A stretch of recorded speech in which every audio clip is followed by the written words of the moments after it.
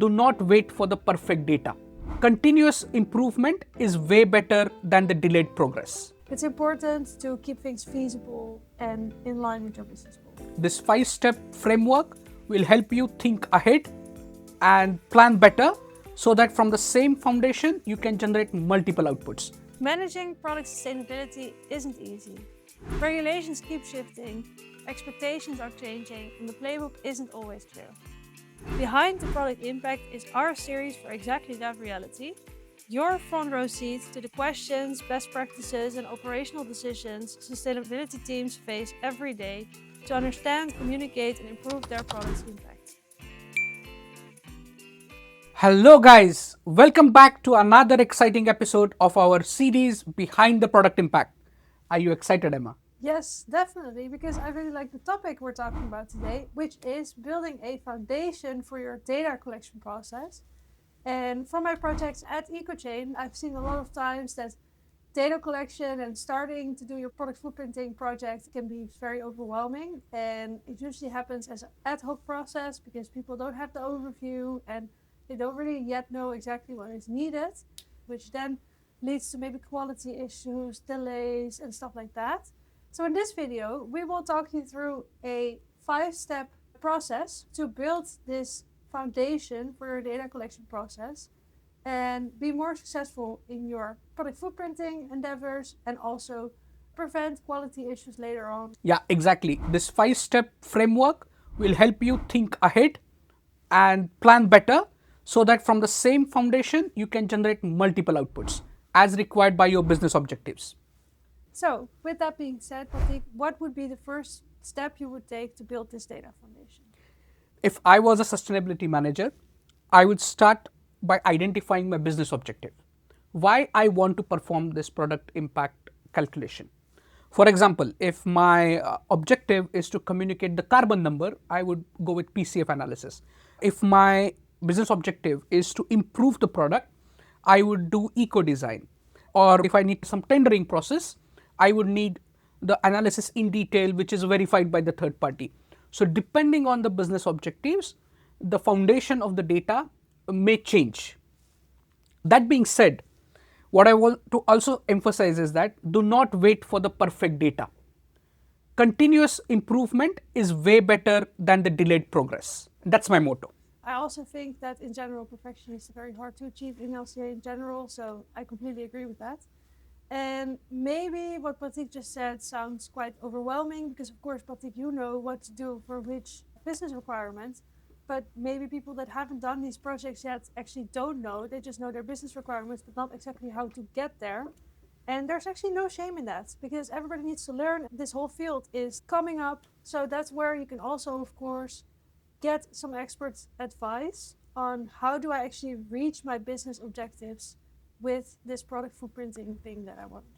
So Emma, once I fix my business objective, how do you proceed? Because you have helped n number of customers at EcoChain. What would you do next? So the next step would be to familiarize yourself with the product system of your organization and to just really get to know the system. And this can be of one product, of course, if you're going for a model of one product, but this can also be many products at the same time. So that doesn't really matter. But how you do that is first you can start by finding a flowchart somewhere in your organization. There's probably already one laying around there.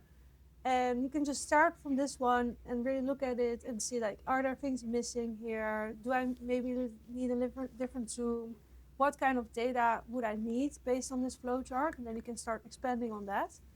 And then the second step would be to start identifying key data points. So within this whole step, you want to ideally do this based on impact. So the impact that these points have on your final result. So we always use the 95%/5% rule. That means that 95% of the data should be pretty good quality. And then the final 5%, you can also use assumptions maybe to fill that up or secondary data, which we'll get to later on in the video. However, this is hard to do when you don't actually have your model yet. So you don't actually know what makes up the main impact. So generally we can say that materials and production processes, those things are really relevant. And that transport is something that probably doesn't have the biggest impact on your results. So there you can make more assumptions. So if I summarize it correctly, you're saying spend your impacts where the maximum impact lies. Because you already said it, perfect data is not what we're looking for, and it also doesn't exist in LCA. It's important to keep things feasible and in line with your business goal. And related to the whole data points, because of course you can have identified these data points, but we would also say go one step further based on this map that you have, and also already map the stakeholders you need to collect this data, because these people are so important for you to actually get the data, to understand it. And these stakeholders can be internal, but also external stakeholders. Exactly. Very well pointed out, Emma. Supply chain can be one of the major external stakeholders. How to get data from your supply chain, how to build foundation to get that data in your LCA calculations. We will be doing a separate video on that. Please stay tuned. So Patrick, now that we've mapped this entire product system, what would be the next step for you? The next step, what I would follow is identify the data gaps. And in that data gaps, what I mean is identify what is the availability of my primary data and the secondary data. What do I mean by primary data is, for example, if I am a company who makes steel products and I buy that steel from the supplier. If my supplier provides me the impact number for that complete steel manufacturing, I can consider that as a primary data for my product which is produced from that steel. However, majority of the times we have seen that either the supply chain for the steel originates in India or China, and the companies do not understand how that impacts their final product. Precisely for such a scenario, there exists something called as LCA databases, which helps us to map the supply chain originating from China or India for the steel manufacturing till the steel is getting produced. And if we use that data, we call it secondary data. And these databases are quite big, and they're also actually quite commonly used. And I think from our experience as well at EcoChain, of course, primary data is always preferred, but in reality, often it's just not there. And that might change in the future, but for now, we definitely say that you can also have a perfectly fine and good quality results with secondary data. And what I need to stress here is every LCA software provider relies heavily on the secondary databases Yes. like EcoInvent. And during verification as well, it is agreed upon the use of secondary database. Yeah. So you do not have to stuck on collecting accurate and perfect data always. So Patik, we've talked about data gaps, but what would you do next after identifying these data gaps? The next step after identifying data gaps is setting up internal data quality rules. And what do I mean by internal data quality rules? We need to check the data against consistency, representativeness, temporal and geographical coverage, and uncertainties in this data. Why it is important? Because it is often used for verification as this criteria for your data quality checks. And moreover, this will set a robust foundation which you can scale up. Okay, good point.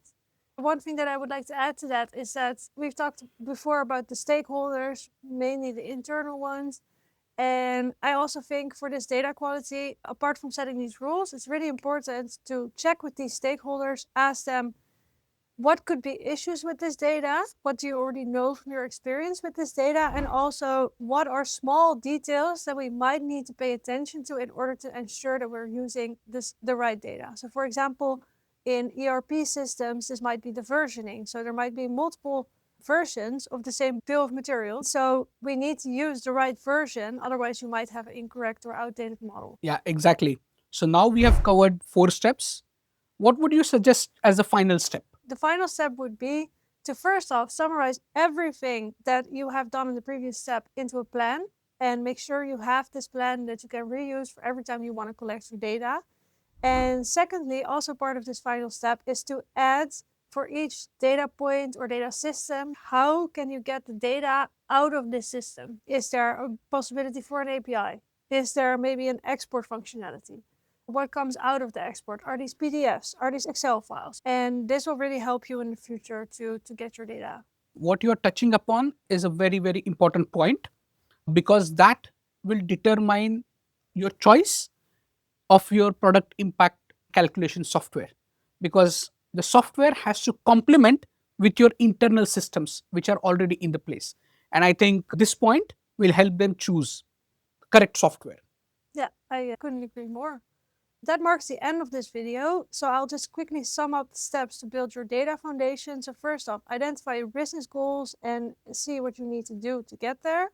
Then familiarize yourself with the product system that is part of this project.